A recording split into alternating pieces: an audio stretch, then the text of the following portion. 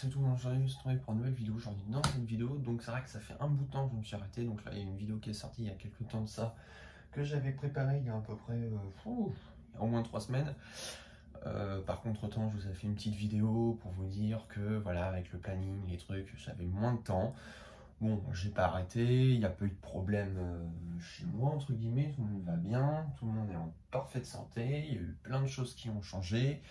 Il y a eu des nouveaux, entre guillemets, qui étaient donc en incubation qui sont bien nés. Donc j'ai eu sur les 10, les 9 sont bien sortis des œufs, donc d'incubation, tout s'est bien parfaitement passé. À 15 jours à 3 semaines de retard, donc j'ai cru que c'était un peu mort, sauf que non, ça s'est plutôt bien passé, donc je suis assez content. Donc je vais vous faire une vidéo dessus de toute façon pour vous en parler. Déjà on est 451 à l'heure où je tourne la vidéo, donc vraiment merci pour vous. Parce que c'est vrai qu'au départ c'était assez compliqué de démarrer, de redémarrer, donc voilà, donc je suis assez content. Après bon, je sais qu'il y a des choses qui ne vont pas ou qui ne plaisent pas à certains, ou que c'est pas la bonne façon de faire. Comme je dis à chaque fois, c'est ma façon de faire, je vous montre mes choses.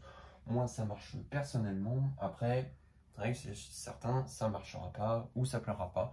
Mais bon, voilà, chacun fait ce qu'il veut entre guillemets, toujours dans les règles, toujours dans les bons paramètres, mais après voilà, chacun sa manie de faire, donc voilà, moi je vais pas juger vraiment ce sujet de vidéo, donc alors, il y a plusieurs sujets que je voudrais faire, mais bon, on va essayer de faire un sujet qui me tâte un peu depuis un bout de temps, c'est au niveau de l'hygiène.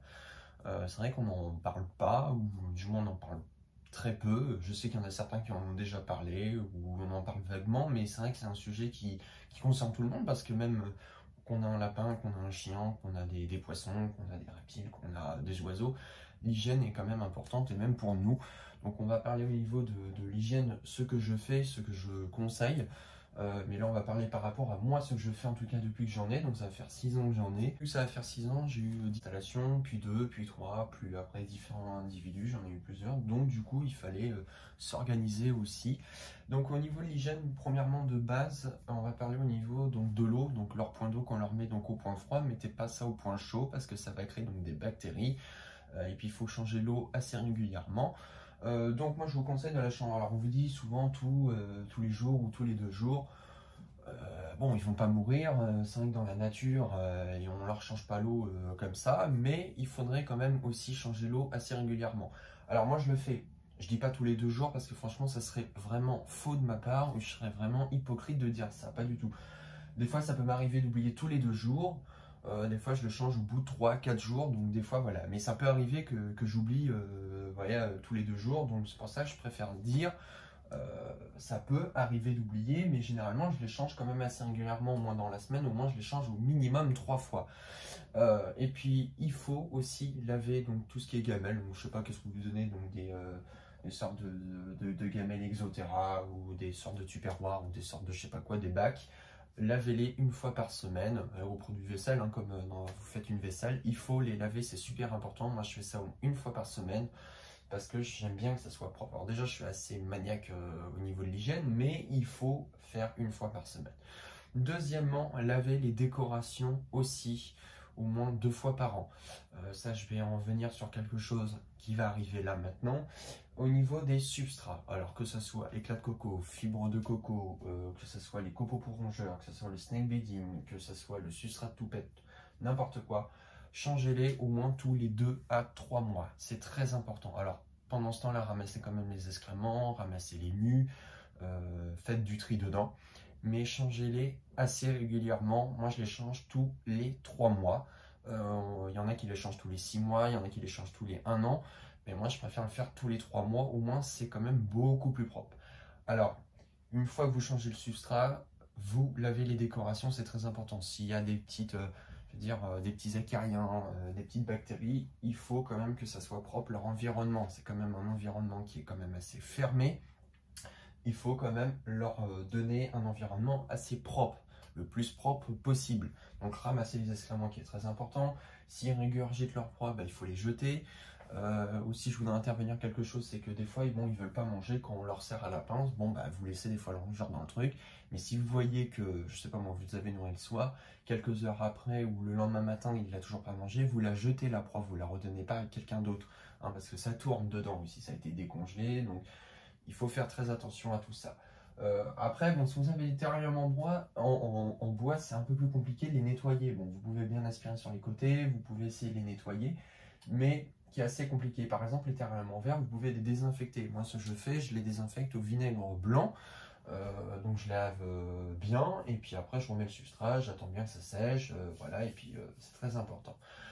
Aussi au niveau de l'hygiène, bon, vous savez qu'on est en période Covid, donc en pandémie, donc on met déjà du gel hydroalcoolique, mais nous il faut savoir qu'en terrario, donc on mettait déjà du gel hydroalcoolique avant les manipulations et après les manipulations. Donc moi ça ne me change pas grand chose en fait.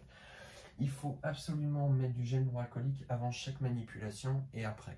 Parce que c'est porteur de maladies, il y a plein de maladies, donc pour éviter la transmission de bactéries, et que aussi eux, on leur en transmette. Parce que, par exemple, je prends, je sais pas moi, un Boeden, je le manipule, je vais manipuler un autre, et puis ça se trouve, je vais transmettre quelque chose de l'autre. Donc il faut être assez quand même propre, voilà.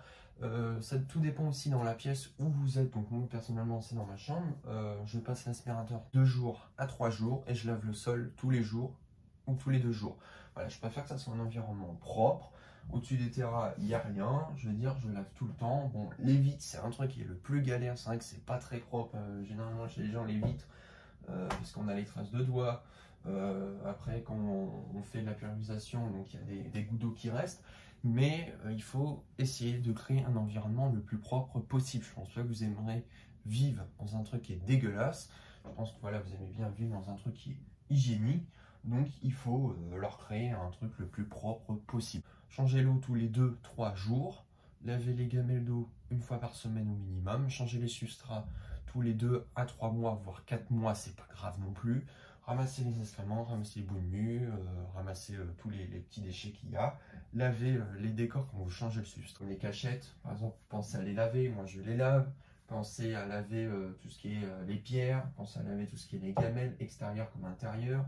Laver les décorations, qui est très important, parce que là, c'est dans les décorations, il y a plein de trucs qui se mettent dedans. Hein. C'est une galère. Quand vous avez eu une fois dans votre vie des acariens, c'est compliqué de s'en débarrasser. Il y en a qui sont dans les décors, dans le substrat, partout.